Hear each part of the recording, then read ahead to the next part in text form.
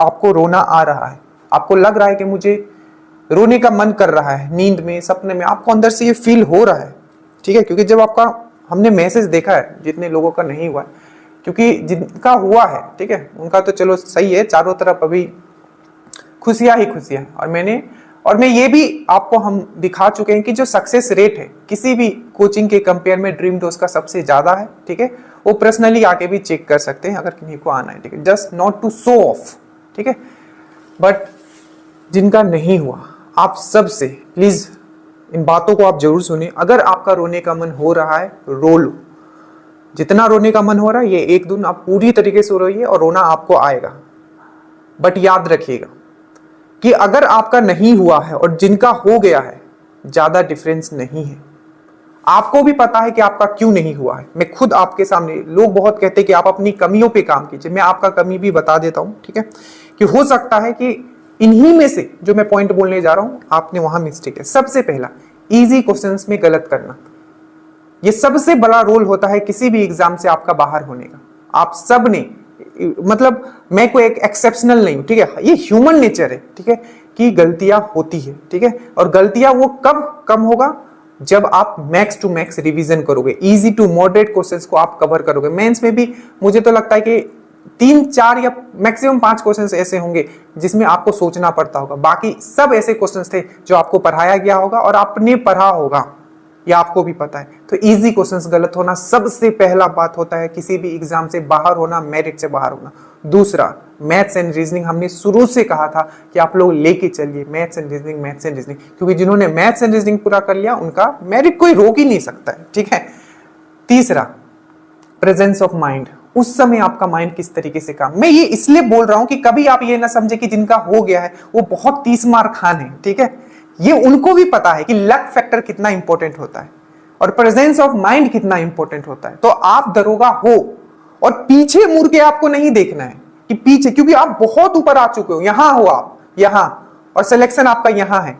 बस एक कदम, एक सीढ़ी और आप सिलेक्शन के पास हो। बस जो आपने इस बार गलती किया है उस पर ध्यान रखिएगा, क्योंकि आयोग, अगेन ये भी एक पॉइंट है, कुछ लोग जो आयोग के हिसाब से जिन्होंने आंसर मारा, अरे एक क्वेश्चन तो बहुत है, 0.2 से लोग छटेंगे। अभी स्कोर कार्ड आने दीजिए, मैं स्कोर कार्ड सबका दिखाऊंगा, आप अचंबा रह जाओगे, ठीक है। तो जो जिनका लक फैक्टर काम किया, जो आयोग के हिसाब से 2-3 क्वेश्चंस ऐसे थे जिन्होंने ये किया, उनका हो गया होगा। यहाँ तो पॉइंट से छटते हैं, 1-2 क्वेश्चंस तो बहुत ज्यादा होता है।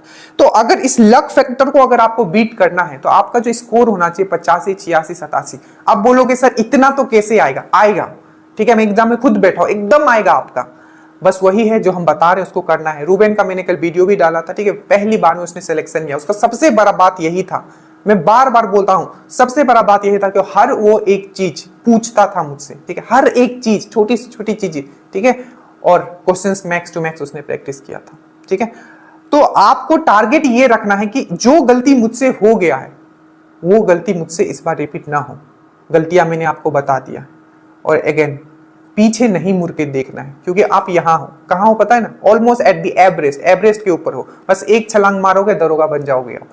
और जो बन गए हैं उनको भी पता है कि आप उनसे कम नहीं हो। अभी भी बैठा के एग्जाम ले लिया जाए तो हो सकता है उनका कम नंबर आ जाए और आपका ज्यादा आ जाए, ये फैक्ट है, ठीक है। प्रेजेंस ऑफ माइंड, उस समय एग्जाम में कैसा आपका बात किया, उस समय माहौल कैसा था, ठीक है, माहौल कैसा था आपका, क्लास का क्या हल्ला हो रहा था, लोग बातें, हर एक चीज प्ले करता है। तो अपने आपको उस हिसाब से आपको ढालना पड़ेगा, ठीक है।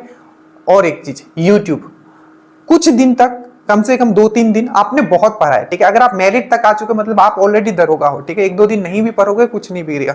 यूट्यूब से आपको दूर रहना है, स्पेशली आप बहुत लोग दिखाएंगे कि ऐसे दरोगा बन गए, वैसे दरोगा बन गए, अब बहुत सारी चीजें आपके सामने आएगी, बार बार उस वीडियोस को देखोगे और आप डिस्ट्रैक्ट हो गए, ठीक है, डिस्ट्रैक्ट हो गए, मन में दुख होगा। बट मैंने पहले भी कहा है कि इस बार आप सब बदल दोगे, बस जो गलती आपने की है उसको मत कीजिएगा।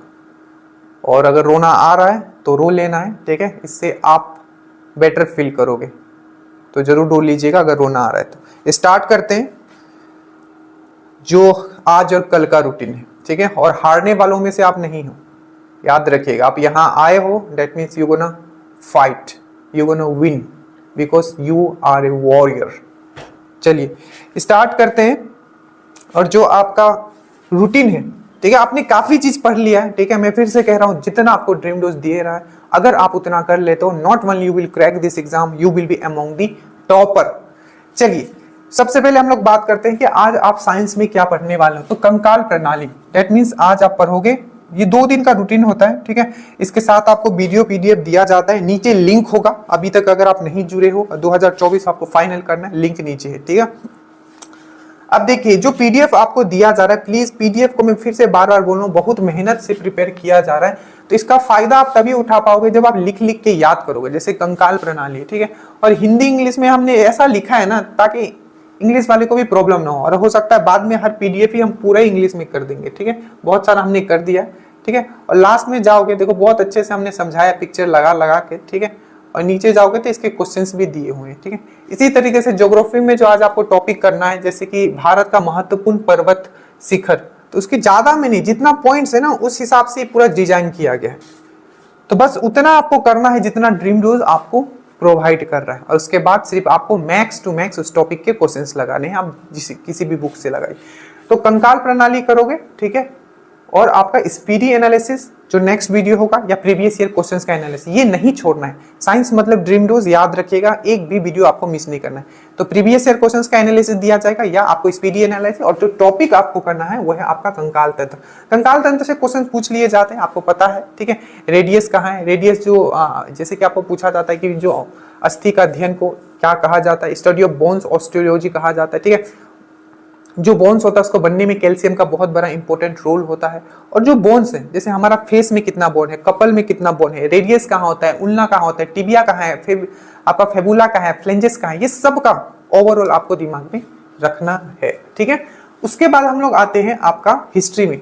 अब हिस्ट्री में आपने मॉडर्न हिस्ट्री में ऑलमोस्ट सब चीज कर लिया है, और एक चीज आपको करना है, आपने बहुत चीज कर लिया। तो कल जो होगा, ठीक है, आगे हम बात करेंगे इस पे, ठीक है। आपको क्या करना है, हिस्ट्री के जितने भी इंपॉर्टेंट डेज है, ठीक है, डेज में बोल रहा हूं मतलब डेट है, दिनांक है, जितने भी है। अब इसको हमने कैसे किया था, और मैंने आपको पहले भी 1275 में मैंने आपको बताया था कि वीडियो आपको दिया जाएगा, पर लिखना आपको खुद है, इसमें कोई ये नहीं, क्योंकि हैंड हमने बनाया था, इसको बहुत ही डिटेल में मैंने वीडियो बनाया, इसको लिखना है आपको, ठीक है।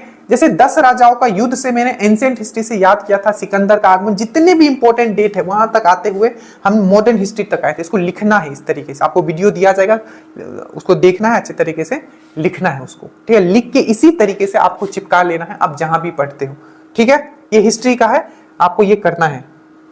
उसके बाद हम लोग आते हैं ज्योग्राफी में।